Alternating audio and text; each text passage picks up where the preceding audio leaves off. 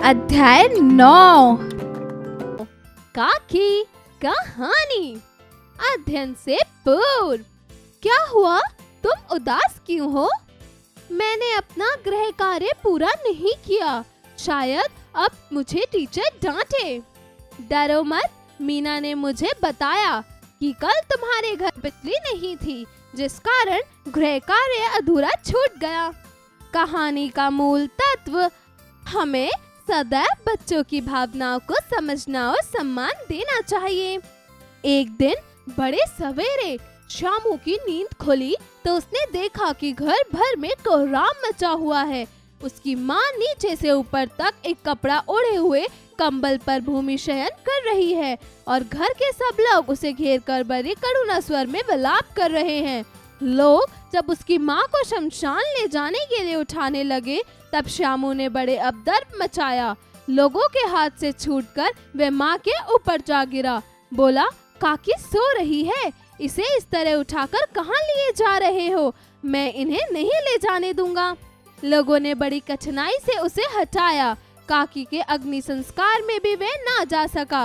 वह एक दासी राम राम करके उसे घर पर ही संभाले रही। यद्यपि बुद्धिमान गुरुजनों ने उसे विश्वास दिलाया कि उसकी काकी उसके मामा के यहाँ गई है, परंतु यह बात उससे छिपी न रह सकी कि काकी और कहीं नहीं ऊपर भगवान के यहाँ गई हैं। काकी के लिए कई दिन लगातार रोते रोते उसका रुदन तो धीरे धीरे शांत हो गया, परंतु शोक शांत न हो सका। वह प्राय अकेला बैठा बैठा शून्य मन से आकाश की ओर तका रह करता। एक दिन उसने ऊपर पतंग उड़ती देखी। न जाने क्या सोचकर उसका हृदय एकदम खिल उठा। पिता के पास जाकर बोला, काका मुझे एक पतंग मंगा दो, अभी मंगा दो। पत्नी की मृत्यु के बाद से विश्वेश्वर बहुत अनमने से रहते थे। अच्छा मंगा दूंगा, कहकर वे उदास भाव से और कहीं चले गए। शामू पतंग के लिए उत्कंठित था। वे अपनी इच्छा किसी तरह ना रोक सका। एक जगह खुंटी पर विश्वेश्वर का कोट टंगा था। इधर उधर देख के उसने पास एक स्टूल सरका कर रखा और ऊपर चढ़कर कोट की जेबें टटोली। एक चवन्नी पाकर वह तुरंत वहां से भाग गया। सुखिया दासी का लड़का भोलू शामू के साथ ही था। शामू ने धीरे से कहा, अपनी जीजी से कहकर चुपचाप एक पतंग और डोर मंगा दो। देखो अकेले में लाना, कोई जान ना पाए। पतंग आई। एक अंधेरे घर में उसने डोर बांधे जाने लगी। शामू ने धीरे से कहा, भोला अगर किसी से ना कहे तो एक बात कहूँ। भोला शामू से अधिक समझदार था। उसने कहा, बात तो बड़ी अच्छी सोची, परंतु एक कठिनाई है। यह डोर पतली है, इसे पकड़कर काकी उतर नहीं सकती। इसके टूट जाने का डर है। पतंग में मोटी रस्सी हो तो सब ठीक हो जाए। शामू गंभीर हो गया। मतलब यह बात लाख रुपए की सुझाई गई, परंतु कठिनाई यह थी कि मोटी रस्सी कैसे मंगाई जाए। पास में दाम है नहीं, और घर के जो आदमी उसकी काकी को बिना दिया माया के जला आए हैं, वे उसे इस काम के लिए कुछ देंगे नहीं। उस दिन शामू को चिंता के मारे पूरी रात नींद तक नहीं आई। पहले दिन की ही तरकीब से दूसरे दिन फिर उसने पिता के कोट से 1 रुपए निकाला, ले जाकर भोला को दिया और बोला, देख भोला, किसी को मालूम ना होने पाए, अच्छी अच्छी 2 रस्सियां मंगा दे। एक रस्सी छोटी पड़ेगी, जवाहर भैया से मैं एक कागज पर काकी लिखवा लूंगा। नाम लिखा रहेगा तो पतंग ठीक उन्हीं के पास पहुंच जाएगी। 2 घंटे बाद प्रफुल्ल मन से शामू और भोला अंधेरी कोठरी में बैठे हुए पतंग में रस्सी बांध रहे थे। अकस्मात उग्र रूप धारण किए विश्वेश्वर शुभ कार्य में विघ्न की तरह वहां आ घुसे। भोला और शामू को धमकाकर बोले, तुमने हमारे कोट से रुपया निकाला है? भोला है कि डांट में मुखबिर हो गया। बोला, शामू भैया ने रस्सी और पतंग मंगाने के लिए निकाला था। विश्वेश्वर ने शामू को 2 तमाचे लगाकर कहा, चोरी सीख कर जेल जाएगा। अच्छा, तुझे आज अच्छी तरह समझाता हूँ, कहकर फिर कई तमाचे जड़े और कान मलने के बाद पतंग फाड़ डाली। अब रस्सियों की ओर देखकर पूछा, ये किसने मंगवाई? भोला ने कहा, इन्होंने मंगाई थी। कहते थे पतंग तानकर काकी को राम के यहाँ से नीचे उतारेंगे।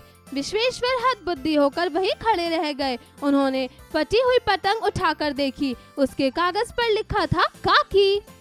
शब्दार्थ, रुदन अर्थात रोना, प्रफुल्लित अर्थात खुश होना, भूमि शयन अर्थात धरती पर लेटना, अकस्मात अर्थात अचानक, विघ्न अर्थात रुकावट, कोहराम अर्थात शोर शराबा।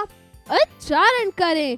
विश्वेश्वर, रस्सियां, मुखबिर, हतबुद्धि, उत्कणित, उपद्रव। अध्यापन संकेत। शिक्षक शिक्षिका पाठ के माध्यम से बच्चों की भावनाओं को समझते हुए उन्हें सही मार्ग पर चलने के लिए प्रोत्साहित करें। अभ्यास कार्य। जरा बताइए। प्रश्न 1, दिए गए प्रश्नों के उत्तर बताइए। क, श्यामू की नींद किस पहर खुली? उत्तर, श्यामू की नींद बड़े सवेरे पहर खुली। ख, भोला किसका लड़का था? उत्तर, भोला सुखिया दासी का लड़का था। ग, श्यामू ने कोट की जेब से क्या निकाली? उत्तर, श्यामू ने कोट की जेब से चवन्नी निकाली। घ, श्यामू ने अपनी पतंग पर क्या लिखा? उत्तर, श्यामू ने अपनी पतंग पर काकी लिखा। जरा लिखिए। प्रश्न 2, दिए गए प्रश्नों के उत्तर लिखिए। क, श्यामू आसमान की ओर क्या देखता रहता था? उत्तर, श्यामू आसमान की ओर शून्य को ताकता रहता था। ख, श्यामू की गंभीरता का क्या कारण था? उत्तर, श्यामू की गंभीरता का कारण काकी थी। ग, श्यामू के उपद्रव मचाने के पीछे क्या वजह थी? उत्तर, श्यामू के उपद्रव मचाने का कारण काकी का अंतिम संस्कार था, क्योंकि श्यामू ये सोचता था कि काकी मरी नहीं सोई हुई है। घ, श्यामू ने भोला के साथ मिलकर क्या योजना बनाई? उत्तर, श्यामू ने भोला के साथ मिलकर पतंग खरीदने की योजना बनाई। प्रश्न 3, सही शब्द चुनकर खाली स्थान भरिए। ख, अकेला बैठा श्यामू डैश से आकाश की ओर देखता रहता। उत्तर, दुखी मन। ख, डैश एक ही डांट में मुखबिर बन गया। उत्तर, भोला। ग, डैश ने भोला को विश्वास दिलाया। उत्तर, गुरुजन। घ, डैश ने घर में डैश मचा रखा था। उत्तर, श्यामू उपद्रव। प्रश्न 4, सही विकल्प पर सही का चिन्ह लगाइए। क, श्यामू की नींद खुली सवेरे, शाम को, रात को, कभी नहीं। उत्तर, सवेरे। ख, पतंग लाने के लिए श्यामू की मदद की। गुरुजनों ने, विश्वेश्वर ने, भोला ने, सभी ने। उत्तर, भोला ने। ग, भोला लड़का था। दासी का, विश्वेश्वर का, गुरुजन का, श्यामू का। उत्तर, विश्वेश्वर का। प्रश्न 5, सही कथन पर सही का अथवा गलत कथन पर गलत का चिन्ह लगाइए। क, काकी का लोगों ने स्वागत किया। उत्तर, गलत। ख, पतंग लाने के लिए श्यामू ने भोला की मदद की। उत्तर, सही। ग, काकी को नीचे उतारने के लिए श्यामू और भोला ने योजना बनाई। उत्तर, सही। घ, जवाहर भैया की मदद से पतंग के कागज पर काकी लिखवाया गया। उत्तर, सही। जरा सोचिए। प्रश्न 6, भोला की जगह अगर आप होते तो श्यामू की मदद किस प्रकार करते? सोचकर लिखिए। प्रश्न 7, बच्चों की भावनाओं को समझना कितना महत्व रखता है? कक्षा में चर्चा कर अपने शब्दों में स्पष्ट कीजिए। जरा भाषा पर गौर कीजिए। प्रश्न 8, दिए गए शब्दों के बहुवचन बनाइए। क, पतंग, उत्तर, पतंगे। ख, चिंता, उत्तर, चिंताएं। ग, गुरु, उत्तर, गुरु। ख, खूटी, उत्तर, खूटियां। ड़, रस्सी, उत्तर, रस्सियां। च, लोग, उत्तर, लोगों। प्रश्न 9, दिए गए शब्दों के विलोम शब्द बनाइए। क, विश्वास, उत्तर, धोखा। ख, शोक, उत्तर, उल्लास। ग, प्रफुल्ल, उत्तर, अप्रफुल्ल। घ, आकाश, उत्तर, पाताल। ड़, उग्र, उत्तर, शांत। च, ऊपर, उत्तर, नीचे। प्रश्न 10, दिए गए शब्दों के पर्यायवाची शब्द बनाइए। क, आकाश, उत्तर, आसमान, अंबर, गगन। ख, उदास, उत्तर, उदासीन, उच्चाट, विषादपूर्ण।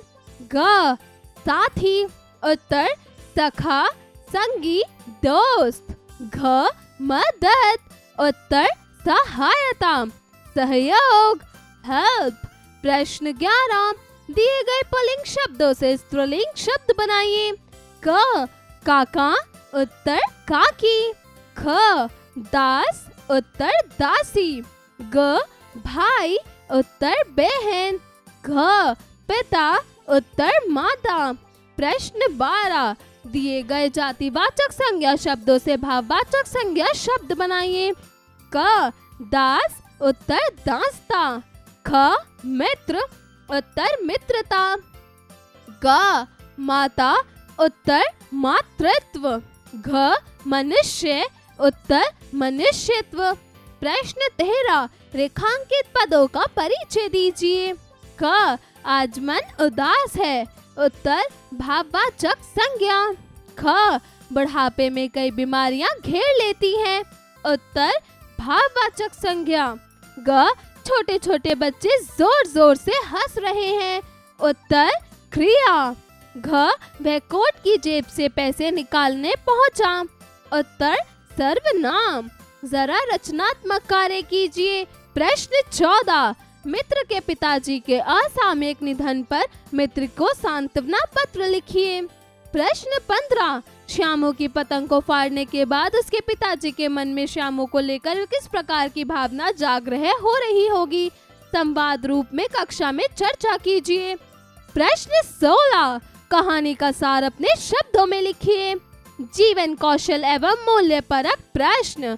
प्रश्न 17, सभी की भावनाओं को सम्मान देना भी उतना ही आवश्यक है जितना कि समझना। आप स्वयं की भावनाओं का सम्मान किन परिस्थितियों में करना चाहेंगे और किन में नहीं?